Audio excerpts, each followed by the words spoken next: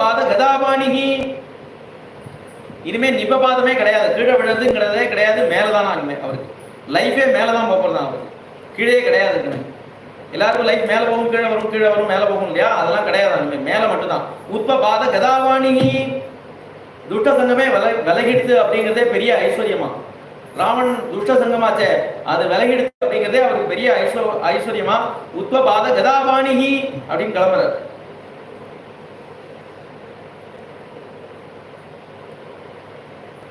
சுவாமியை பார்க்கறதா இருந்தா எவ்வளவு பக்தியோட புஷ்பம்லாம் பறிச்சுட்டு ஒரு தேங்காய் பழம் இந்த மாதிரி ஏதாவது எடுத்துட்டு போய் நேர்த்தியம் பண்ணுவா. இவர் என்ன கதையை எடுத்துட்டு வர, கதையோட வரலாம்.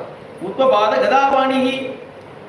ஏன்னா நாளைக்கு யுத்தம் தான் நடக்க போறது, அதுக்கு இதுதான் பிரயோஜனமா இருக்கும். பத்திரம் புஷ்பம் வச்சுன்னு யுத்தம் பண்ண முடியாத, அதனால கதை எடுத்துன்னு வரேன். உத்வபாத கதாபாணிகி.